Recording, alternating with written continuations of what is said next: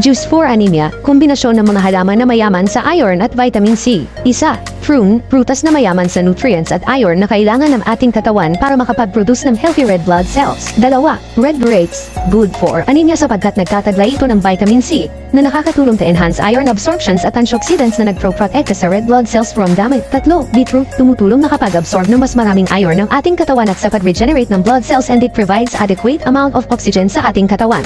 Apat, celery, nakakatulong i-balanse ang pH value sa ating dugo.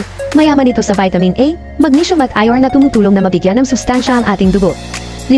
Spinach, mayaman sa iron, protein, fiber, calcium, vitamins A at E.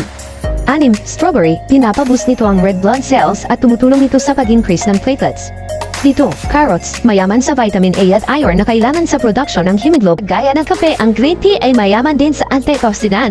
4 na sangkap paghaluin at gawing juice para sa gamot sa ulcer. Ito ay carrots, papaya, pineapple at cabbage. 1. Carrots, napaka-epektibo na natural na pamamaraan para sa ulcer. Mas mataas ang antiseptic phytochemical compound kapag ginawa itong juice. Pumipigil ito sa pagdami ng mga hindi mabuting microorganism sa intestine. 2.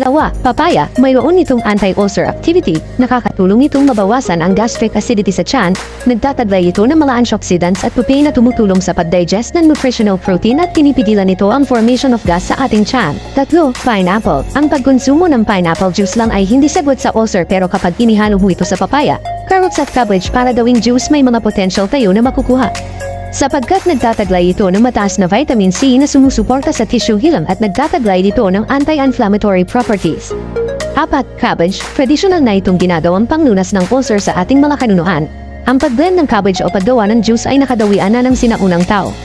Ito ang talbos na manggagamot sa matinding kitirate sa mata, maugat na mata at malabong paningin dulot ng komplikasyon nito ang solusyon. Ang paglalaga at pag-inom ng talbos ng dahon ng mangga ay mabisang gamot bilang tsa tuwing umaga.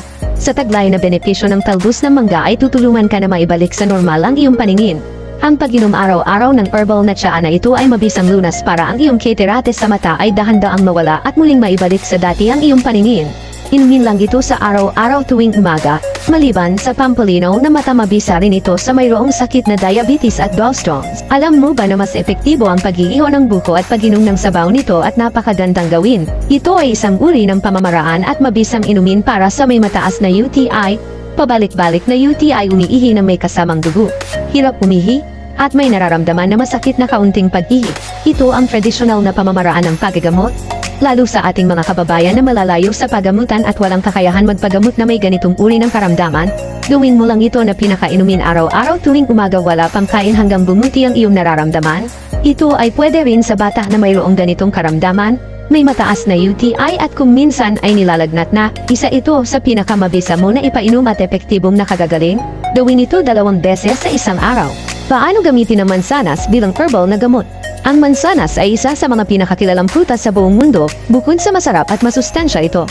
Mayroon din itong iba't ibang benepisyo sa kalusugan.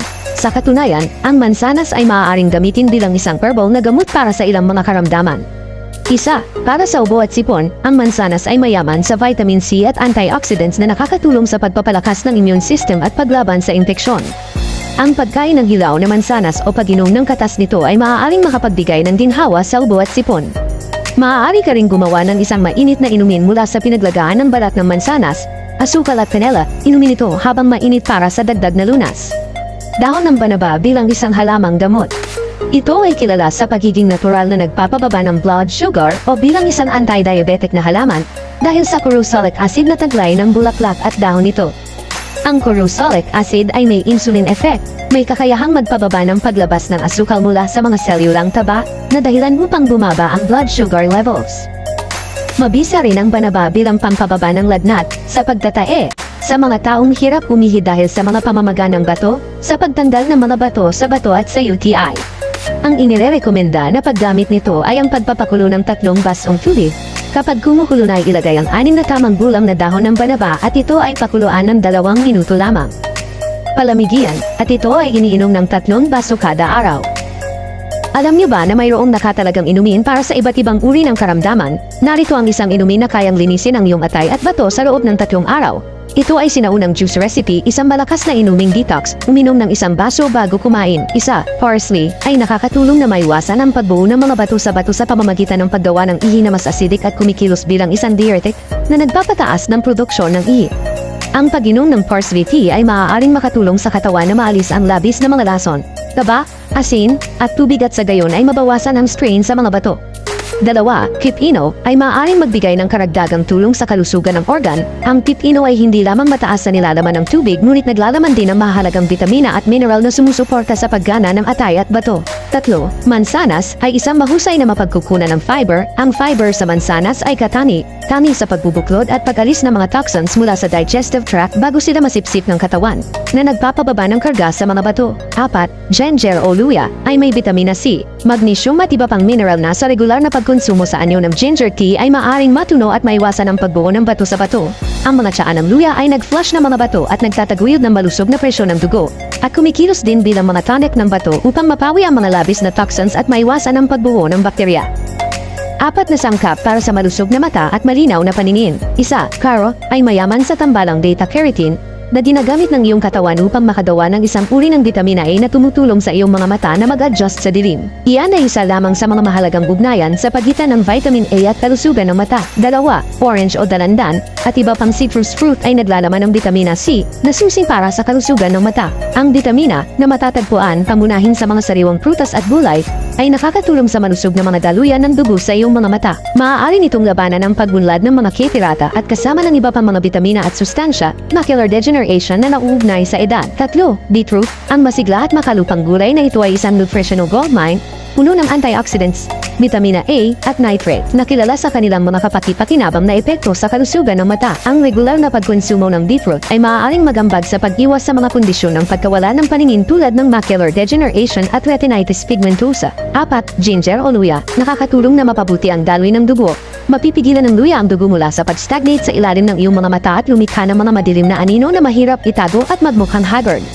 Ang luya ay mataas sa anti-inflammatory, salamat sa mga compound nito na tinatawag na gingerols. Gumawa ng inumin para sa ikabubuti ng kidney. 1. Lemon juice ay isang katangiang diuretic at na nakakatulong sa pagtaas ng paglikha at pag-stream ng ihi. Makakatulong ito sa pag-flush ng mga bato sa bato at maiwasan ang paglaki ng mga ito. Ang lemon juice ay mataas din sa citrus extract na maaaring makatulong sa pagtunaw ng mga partikular na uri ng kidney stones. 2.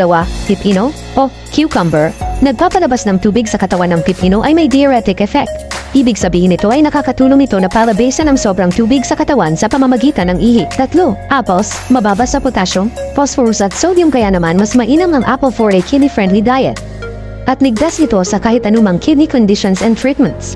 4. Celery, ito ay pamunahing binubuo ng tubig, natuklasan ng aghamang ilang mga kapaki-pakinabang na compound sa mga buto, laman, at mga ugat nito, kabilang ang mga antioxidant tulad ng vitamina C, beta-carotene, polysaccharides, apigenin, at flavonoids. Ang mga compound ng halaman na ito ay ipinakita na nagbibigay ng mga benepisyo para sa kalusugan ng bato. 5. Kale ay puno ng mga vitamina at mineral na nagtataguyod ng malusog na paggana ng bato. Ang mga gulay na ito ay naglalaman din ng mga antioxidant na maaaring makatulong na gawing mas madali ang trabaho ng mga bato sa pagsala ng dugo. 6. Parsley, ito ay ipinakita din na kumikilos bilang isang natural na diuretiko na maaaring magpapataas ng pag-ihi at maiwasan ang pagbuo ng bato sa bato.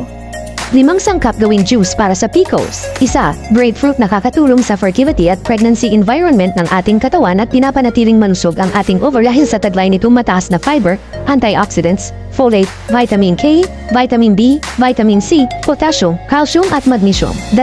Turmeric, in-improve nito ang blood sugar, insulin at cholesterol levels. Nagtataglay din ito ng anti-inflammatory properties para i-alleviate ang sakit at inflammation. 3. Carrots, nakakatulong i-regulate ang ating ovulation at pinapataas ang chances ng pagdadalang tao dahil sa taglay nitong beta-carotene na kinukonvert sa vitamin A na tumutulong sa pag-regulate ng production ng hormones na nagko-control sa menstrual cycle. 4. Papaya, nakakatulong i-regulate ang ating menstrual cycle dahil sa taglay nitong vitamin A, calcium, potassium at vitamin B5. Pineapple, nagtataglay ito ng powerful anti-inflammatory action na nakakatulong sa paggamot ng PCOS.